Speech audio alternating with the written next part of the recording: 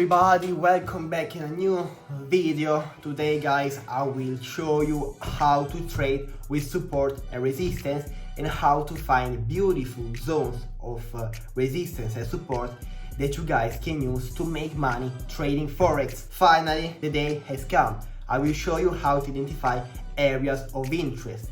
Areas of interest are a point where you wanna take a trade, whether it is a buy or whether it is a sell. These areas of interest are nothing more than areas used as resistance and support before. But before showing you how to identify these areas on the market, I'm gonna tell you what a resistance and what a support it is. Now, let's say that this is my floor. A support is where the price is above the support, above the floor, and when it comes down like this, it then rejects to go to the upside. So this is my example. This is my area of support. I have the price that from the upside went down to the support and then rejected. So this is a support, which is like the floor in a home, the floor wherever you want. It's the earth. This is the earth. This is the floor. But now, let's talk about the resistance.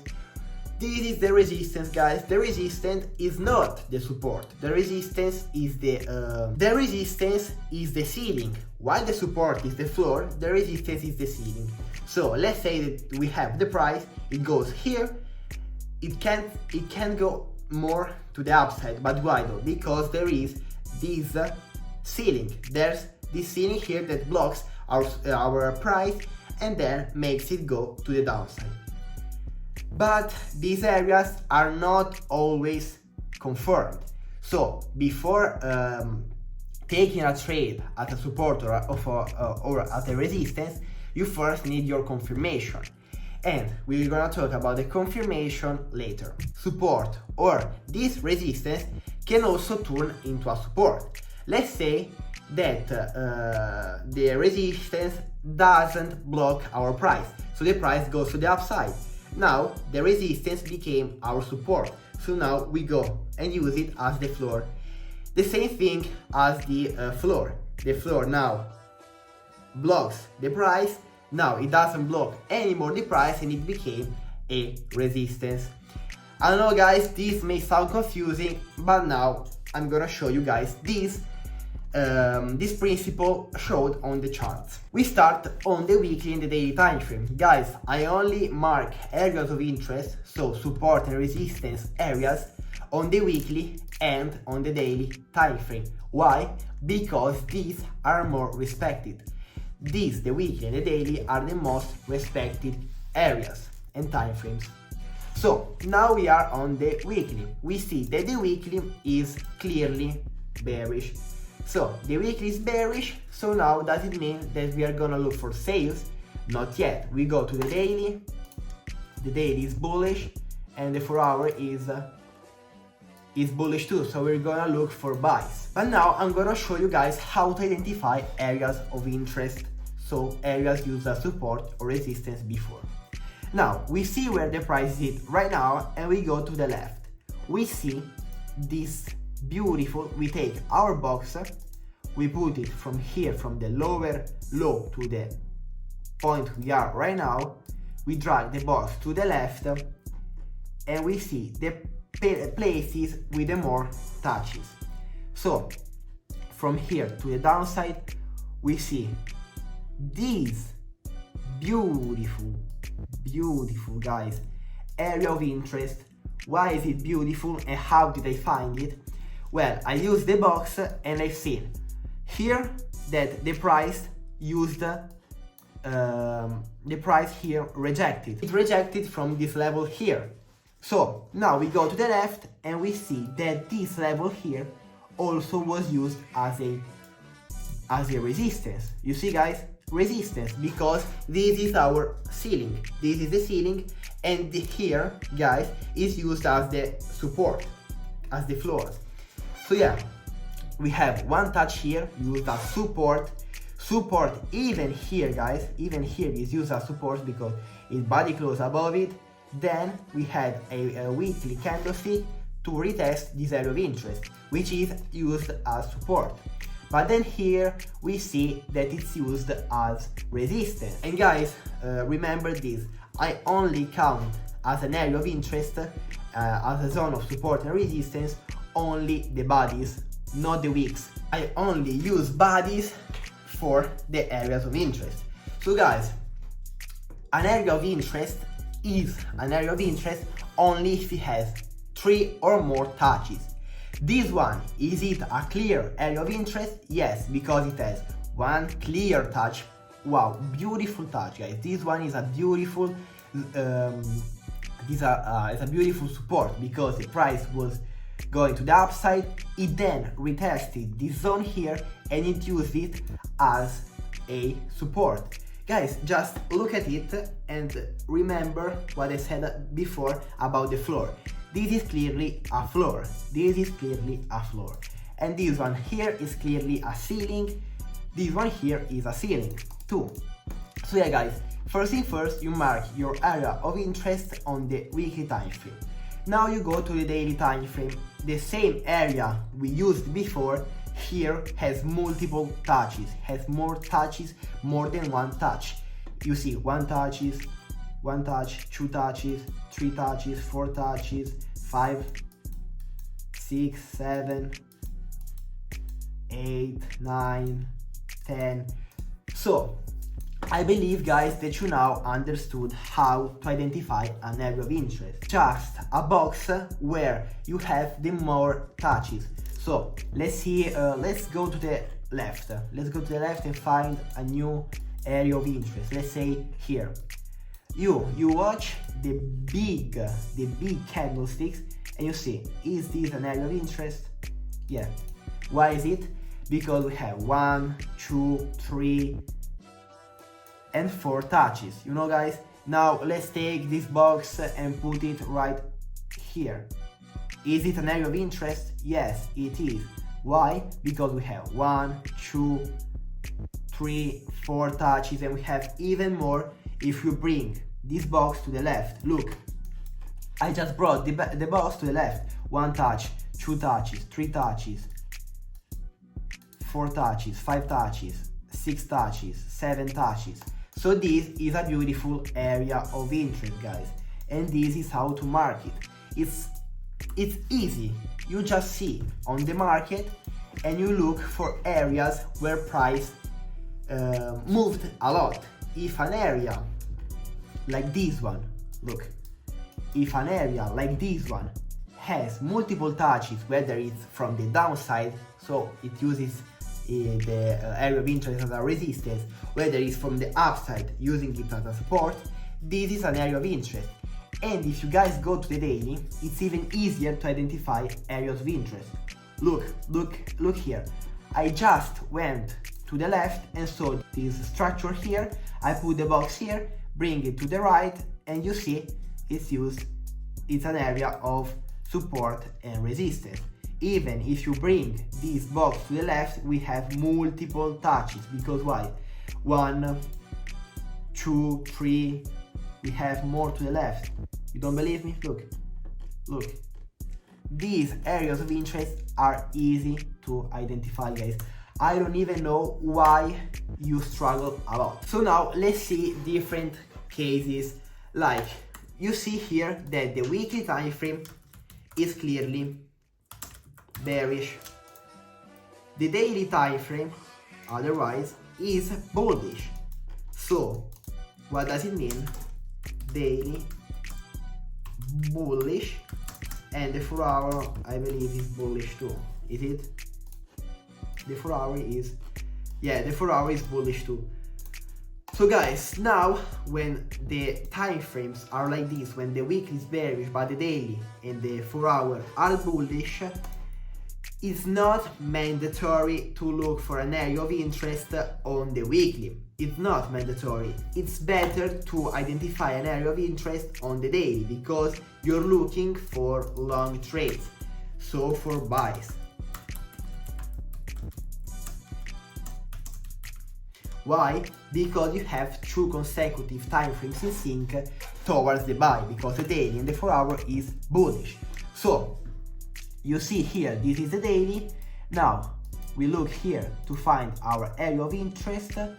We see this structure here, so we bring the box to the left and we see that this area of interest is used and is valid because it has multiple touches. It even has some touches on the weekly time frame. So this means that it's gonna be respected in the next week. So like for this area of interest, because the daily is bullish, I'm gonna wait for the daily to break from the area of interest. Listen carefully. To break from the area of interest, to then come here, use it as support, use it as the floor, because guys, this is the example I showed you before. Now the price is under the area of interest, as you guys can see, is under. I'm gonna wait for the price to go to the above the area of interest, use it as the floor to then go to the upside. Look, on the weekly, you can easily see, even if the weekly is bearish, you can see that this candlestick here is using this area of interest as the floor, as the support. You see? You feel me? It's easy, guys. It's pretty easy. So now I'm gonna wait for the daily time frame to do this simple thing. To break from the area of interest, break, retest, to then go to the upside. So my strategy is based of areas of interest, it's based of support, resistance, and break of structure, and then the retest. So now on the 1 hour time frame, I'm gonna simply wait for it to go to the upside, retest, higher low, to then buy at the higher low, like this. We put the stop loss below our previous structure point, and then we go to the upside with a minimum of 1 to 2 risk to reward. But now I'm gonna show you guys more examples, because some of you guys may not understand what I said at the beginning. So let's see GBP card. GBP card is not that beautiful, but why? Because we don't have many areas of interest to the left, and you guys wanna find areas of interest not like in 2010. No guys, you wanna have your areas of interest not more than 2 years maximum. So I'm gonna wait till 2023 to find my areas of interest. Here on the weekly we can find any area of interest because there are no beautiful points of structure, but we can on the daily. The daily is clearly bullish, and we see this area of interest here. Look, okay, 1, 2 touches, and now we bring the box to the left to have the more touches. We don't have many, so what happens in this case is we make our box bigger, and now you guys can see that we have 1 touch, 2 touches, 3 touches, 4 touches, 5 touches, 6 touches, 7 touches. So that's how you find areas of interest on the daily and the weekly time frame.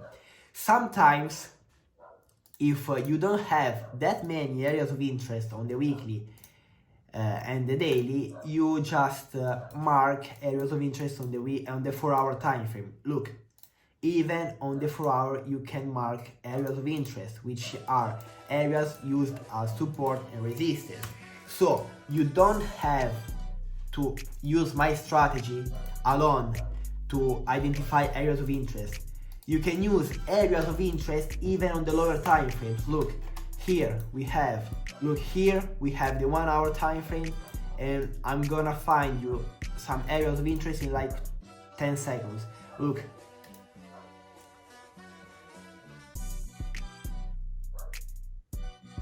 look at this area of interest here.